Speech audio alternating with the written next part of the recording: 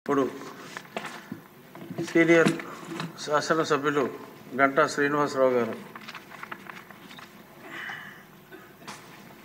అధ్యక్ష ధన్యవాదాలు. విశాఖపట్నం సంబంధించి ఏదైతే ఋషికొండ బీచ్ అధ్యక్ష మీకు కూడా ఐడియా ఉంది దాని మీద, దానికి ఈ బ్లూ ఫ్లాగ్ ట్యాగు గుర్తింపు వచ్చిన బీచ్ అది. దేశంలోనే ఉన్న 10 బ్లూ ఫ్లాగ్ గుర్తింపున్న బీచ్ల్లో ఋషికొండ ఒకటి. ఆంధ్రప్రదేశ్లో ఏకైక బీచ్ అధ్యక్ష అది. దానికి సంబంధించి ఆ గుర్తింపు ఉండటం వల్ల నేషనల్ లెవెల్లో ఇంటర్నేషనల్ లెవెల్లో టూరిస్టులు అందరూ కూడా పెద్ద సంఖ్యలో ఆ బీచ్కి రావడం జరుగుతూ ఉంది. హాలిడేస్లో కానీ లేకపోతే ఏదైనా ఫెస్టివల్స్ టైంలో కానీ చూస్తే 70,000 నుంచి 1,00,000 దాకా టూరిస్టులు వస్తూ ఉన్నారు. అటువంటి బీచ్కి సంబంధించి నిన్న ఒక వార్త మనందరం ప్రముఖంగా చూసాము టీవీల్లో, పేపర్లు అన్నింటిలో కూడా.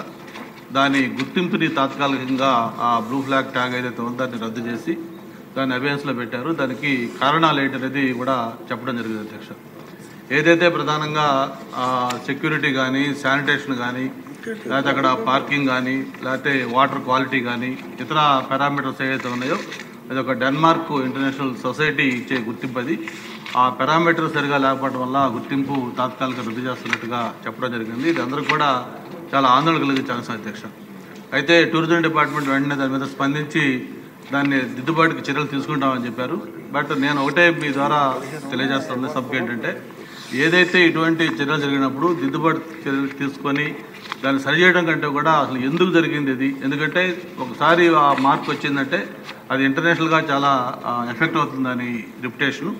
కాబట్టి అది ఎందుకు జరిగింది, దానికి బాధ్యులు ఎవరు, దానికి అకౌంటబిలిటీ ఎవరిది, దాని మీద యాక్షన్ కూడా తీసుకోవాలని కూడా రిక్వెస్ట్ చేస్తూ, ఒకసారి అది కానీ ఆ బ్లూ ఫ్లాగ్ గుర్తింపు కానీ పోయిందంటే ఇంటర్నేషనల్ టూరిస్టులు వచ్చే ముందు ఎక్కడెక్కడ బ్లూ ఫ్లాగ్ ఉంది, ఆ సేఫ్టీ ఎలాగ ఉంటుంది, అక్కడ తర్వాత వెహికల్స్ పార్కింగ్ ఏంటి, డ్రైనేజ్ ఏంటి, శానిటేషన్ ఏంటి, సీసీ కెమెరాలు ఉన్నాయా లేవా, ఇవన్నీ కూడా చూసుకొని అక్కడికి వస్తారు అధ్యక్ష.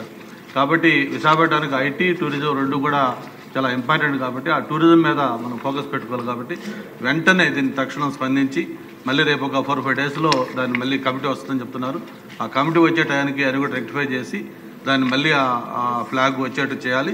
భవిష్యత్తులో ఇటువంటి రిపీట్ కాకుండా కూడా దానికి ఒక బెంచ్ మార్క్ ఉండే విధంగా ఒక పారామీటర్స్ కూడా ఫిక్స్ చేయాలని కోరుతున్నాను అధ్యక్ష. సమస్య చిన్నదైనప్పటికీ ఇంపాక్ట్ చాలా ఎక్కువ చెప్పబోతున్నా. అది సార్ట్అవుట్ చేయడానికి చాలా చిన్న సమస్య. అక్కడ సీసీ కెమెరాలు సరిగ్గా లేకపోవటం, అక్కడ సెక్యూరిటీ సరిగ్గా లేకపోవటం, ఇటువంటి కుక్కలన్నీ కూడా అక్కడికి రావటం, ఇటువంటివన్నీ కూడా ఆ టూరిజంని చాలా ఇంపాక్ట్ చేస్తాయి. కానీ అది కంట్రోల్ చేయడానికి తక్కువ ఖర్చు.